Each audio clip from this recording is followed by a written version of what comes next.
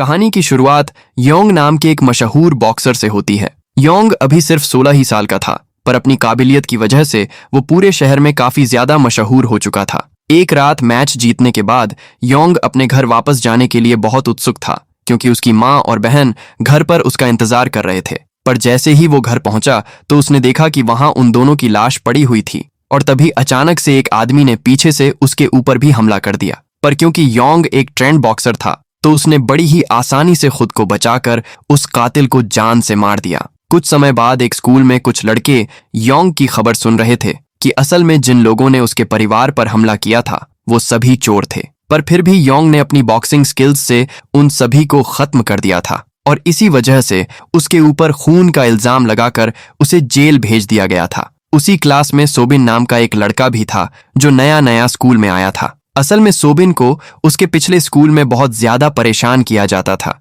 जिससे बचने के लिए उसने अपना स्कूल बदला था, और धीरे धीरे उसे स्कूल अच्छा भी लगने लगा था। पर तभी टीचर क्लास में टोनी नाम के एक नए लड़के को लेकर आई। टोनी भी एक बॉक्सर था, और वो सोबिन के पिछले स्कूल में उसे बहुत ज्यादा परेशान करता था, इसलिए उसे अपने सामने देखते ही सोबिन बहुत ज्यादा डर गया। टीचर के क्लास से जाते ही टोनी ने अपना दबदबा बनाने के लिए कुछ बच्चों को बिना वजह ही पीटना शुरू कर दिया, जिसके बाद वो सोबिन को पीटने के लिए उसके पास आया। सोबिन टोनी के सामने कुछ नहीं बोल पाया, इसलिए उसके एक दोस्त ने बीच में आकर उसे बचाने की कोशिश की। पर टोनी ने तो उस लड़की को भी धक्का देकर थप्पड़ मारने के लिए अपना हाथ उठाया। पर तभी सोबिन ने जिंदगी में पहली बार टोनी को रोकने की हिम्मत की, पर उसकी ये हिम्मत देखकर तो टोनी को और गुस्सा आ गया। इधर अपने बचाव के लिए सोबिन ने एक पेन उठा लिया, पर इससे टोनी रुकने वाला नहीं था। उसने बार बार सोबिन को पेन इस्तेमाल करने के लिए बोलना शुरू कर दिया, मारना मारना साले कमजोर, मारना।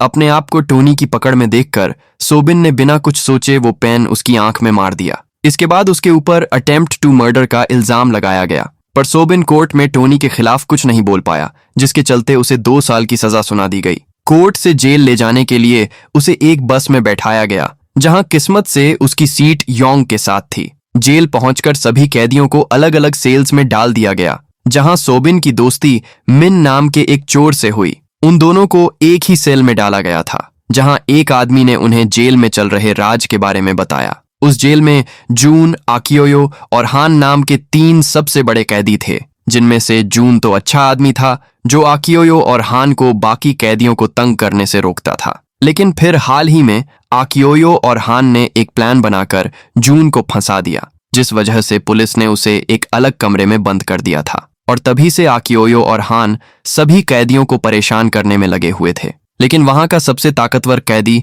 अभी भी योंग ही था, जिससे सभी लोग काफी डरते थे। लेकिन योंग की अच्छी बात यह थी कि वो बिना किसी बात के लड़ता नहीं था। अगले दिन सोबिन और मिन चुपचाप खड़े होकर आकियोयो और हान के बीच चल रहे फुटबॉल मैच को देख रहे थे। पर तभी 2 खिलाड़ियों को चोट लग गई, जिसके बाद हान ने सोबिन और मिन को अपने साथ खेलने के लिए बुलाया, जिसके लिए वो दोनों ही चुपचाप मान गए। पर सोबिन को फुटबॉल ज्यादा अच्छे से खेलनी नहीं आती थी, जिस वजह से हान की टीम हार रही थी, और वो किसी भी हाल में इस हार के लिए जिम्मेदारी लेने वाला नहीं था। इसलिए उसने आंख बंद करके बॉल को लात मार दी, पर गलती से वो लात सीधा आकियोयो की टांगों के बीच में जाकर लगी, जिसके बाद अंडे फूटने की वजह से दर्द के मारे आकियोयो जमीन पर गिर गया। वो बहुत ज्यादा गुस्से में था, और इसलिए उसके लोगों ने सोबिन को खींचकर अपने सेल में ले जाना शुरू कर दिया। वहीं दूसरी ओर सोबिन बहुत ज्यादा डरा हुआ था, और उसे अपने पिछले स्कूल में किए हुए टॉर्चर की यादें आ रही थीं, जिस वजह से वो उन लोगों से रहम की भीख मांगने लग गया। लेकिन उनके ऊपर इसका कोई असर नहीं हुआ। पर तभी उन लोगों की नजर पास से ही गुजर रहे योंग पर पड़ी, जिसे देखते ही उन्होंने ऐसा बर्ताव किया मानो वो सोबिन के दोस्त ही थे।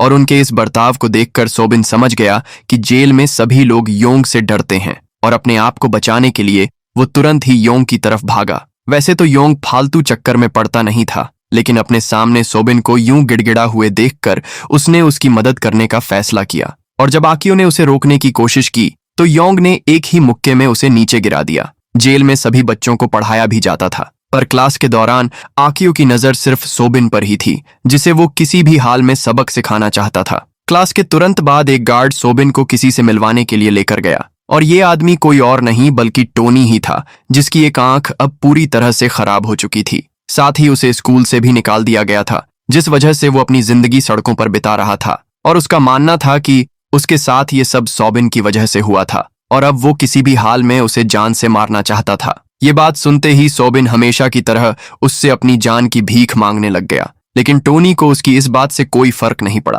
क्लास के दौरान सोबिन की नजर योंग पर पड़ी, जो उस वक्त अपनी ट्रेनिंग कर रहा था, और उसे देखते ही सोबिन को एहसास हुआ कि उसके पास अभी 2 साल पड़े हैं बाहर जाने में, और अगर वो अच्छे से बॉक्सिंग सीख जाए तो अपनी जान बचा सकता है। इसके बाद वो तुरंत ही योंग को अपना ट्रेनर बनाने के लिए चला गया, जिसके लिए पहले तो योंग ने साफ इनकार कर दिया, क्योंकि उसे लगता था कि शायद सोबिन अपनी काबिलियत का गलत फायदा उठाएगा। पर जब सोबिन ने उसे अपने साथ हुए बर्ताव के बारे में बताया तो योंग को विश्वास हो गया कि वो कभी भी गलत रास्ते पर नहीं चलेगा, और इसलिए उसने सोबिन की मदद करने के बारे में सोचा।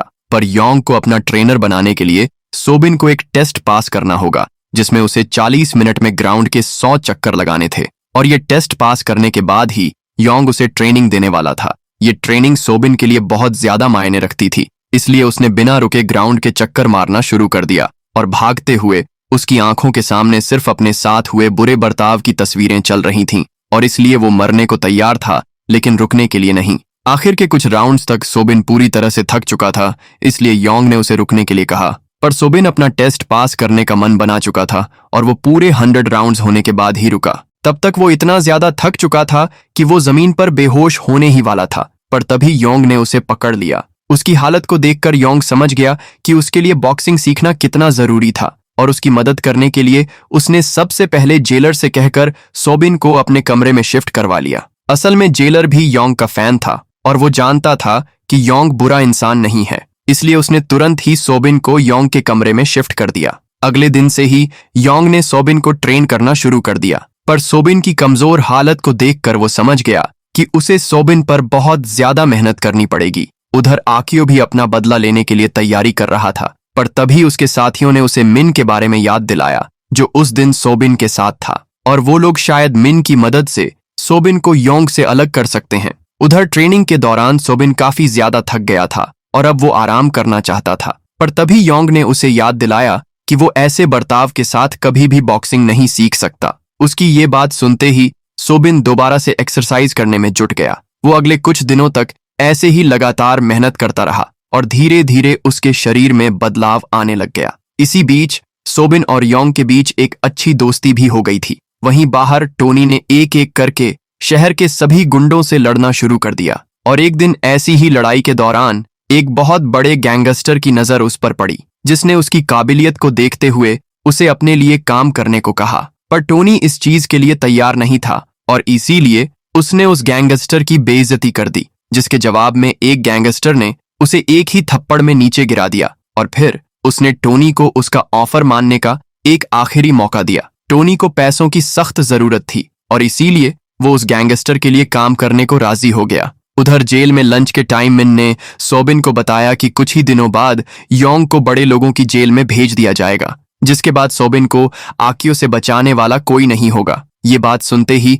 सोबिन काफी निराश हो गया, क्योंकि योंग ने उसे इस बारे में कुछ भी नहीं बताया था, और इसलिए वो तुरंत ही योंग से बात करने के लिए चला गया। पर योंग ने उसे समझाया कि कभी ना कभी तो उसे खुद के लिए लड़ना ही पड़ेगा, और वो समय जल्द ही आने वाला है। तो उसकी बात मानकर सोबिन दोबारा से ट्रेनिंग में लग गया। उधर आकियो के आदमी मिन को तंग कर रहे थे, पर तभी सोबिन वहां पहुंच गया, और जब उन्होंने सोबिन को धमकाने की कोशिश की तो उसने अपनी बॉक्सिंग स्किल्स से उन्हें पीट दिया। जैसे ही ये बात आकियो तक पहुंची तो उसने उन दोनों लड़कों से कहा कि जल्दी जाकर उसे मेरे पास लेकर आओ। पर अब वो दोनों सोबिन की मार से इतना डर रहे थे कि उन्होंने सोबिन के पास जाकर उससे मदद करने के लिए कहा, जिसके बाद वो चुपचाप खुद ही आकियो से मिलने के लिए पहुंच गया, जहां उसने सबसे पहले आकियो से अपनी गलती के लिए माफी मांगी। पर आकियो को इस बात से कोई फर्क नहीं पड़ता था, और उसने तुरंत ही सोबिन पर हमला कर दिया। पर अब ये पहले वाला सोबिन नहीं रहा था, उसने भी अपने बचाव में आकियो से लड़ना शुरू कर दिया। पर आकियो अभी भी उससे ज्यादा ताकतवर था,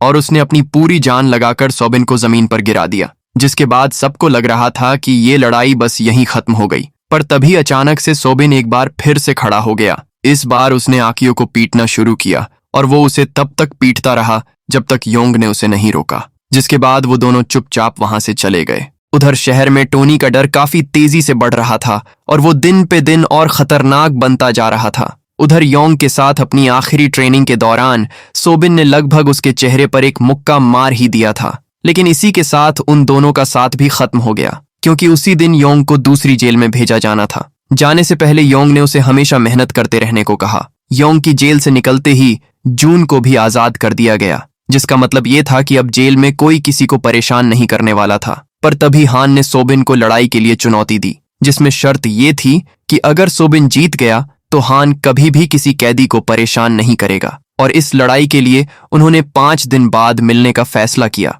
इसी बीच टोनी दोबारा से सोबिन से मिलने आया, क्योंकि जेल के बाहर तक सोबिन की ट्रेनिंग के चर्चे चल रहे थे। लेकिन वो डरने की बजाय काफी खुश था, क्योंकि अब उनकी लड़ाई टक्कर की होने वाली थी। कुछ दिनों बाद मैच के दौरान हान और सोबिन एक दूसरे को कांटे की टक्कर दे रहे थे, और सोबिन की कड़ी मेहनत के सामने हान भी ज्यादा देर टिक नहीं पाया और अपनी हार मानते हुए उसने अपने वादे को पूरा करने का फैसला किया। उस दिन के बाद से जेल में कभी भी किसी को परेशान नहीं किया गया, और धीरे धीरे सभी लीडर एक दूसरे के काफी अच्छे दोस्त भी बन गए। कुछ इसी तरह सोबिन की कैद के 2 साल भी बीत गए, और जेल के बाहर निकलते ही उसका सामना टोनी से हुआ, जिसने बिना कुछ बोले ही उससे लड़ना शुरू कर दिया। उनकी लड़ाई के दौरान हमने देखा कि वो दोनों ही इतने फुर्तीले थे कि वो एक दूसरे को एक मुक्का भी नहीं मार पा रहे थे।